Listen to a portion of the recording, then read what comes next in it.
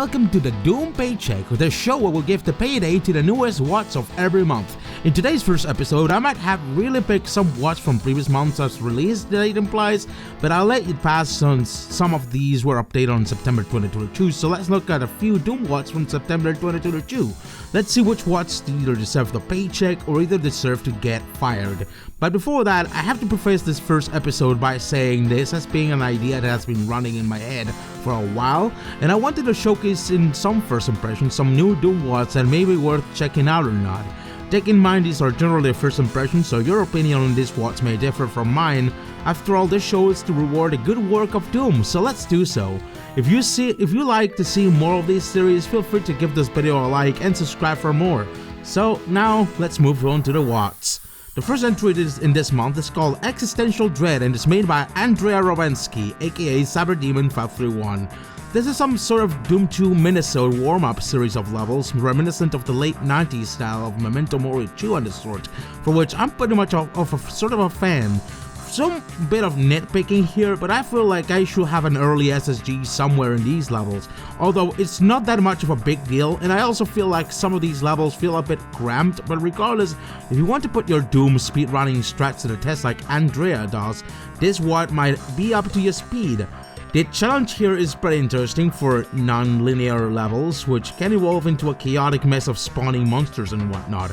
The levels feel colorful in a way that's feeling like a mishmash of colors, which still doesn't feel like it loses cohesion and still feels like a bit experimental in the aesthetics. It might not be a big deal for those looking for crazy level 1 tier aesthetics, but at least it doesn't feel jarring to the eye. The first level especially plays around with experimental combinations of monsters like a horde of hit scanners and imps with a single mancubus in between, which can be rather interesting to see. It's a shame that, again, you don't usually have the SSG or a similar high tier weapon normally to deal with these, unless you look up for cryptic secrets like the ones I regularly miss in this one. Overall, it sounds pretty challenging and fun, probably not as challenging as other WADs in this month, but it definitely deserves to be checked out, especially for speedrunning enthusiasts. This WAD gets a paycheck. Next up, Capybara, which is a community project by various mappers. This is a community speed mapping slaughter map project in which the level designers have to create the most aesthetic looking slaughter maps in less than 24 hours according to the text file attached to this WAD. Now, Doom newbies should stay away from this WAD since the very first level has a very rough start with Archviles and a Cyber Demon, and you should be knowing what you're doing before getting your ass kicked in the very introduction of this first map. At least the challenge, although rough, is pretty fun looking and it doesn't suffer from the Major Arlene syndrome, where monsters are placed brainlessly without any clear knowledge of how they work in a sort of level 1 type of map. Now, these maps are pretty good looking with a green palette, considering a huge amount of effort has going into creating this immense amount of detail, especially considering this has been made in less than 24 hours for each map. Funny thing though, they swapped the difficulty settings in which Hurt Me Plenty gets replaced with Ultra Violence. I'm not willing to test at higher difficulties because I'm not a Doom goddess. This WAD is pretty fun, cute, and tongue-in-cheek with a custom Capybara title pic, the Capybara status bar face, and the very soundtrack of it, and that's up to the whole tongue-in-cheek slaughter map experience in here. Worth checking out especially for Doom veterans. This WAD gets the paycheck. Up next, Sewer by Krankebok. Oh boy, where do I even begin? I understand the noble attempt of Krankebok to recreate a Dungeons & Dragons campaign into a Doom level, but the level feels pretty dull. Not to mention that it feels sadly more like an average Wolfenstein 3D map than an actual Doom 2 map for how bare bones and archaic it is.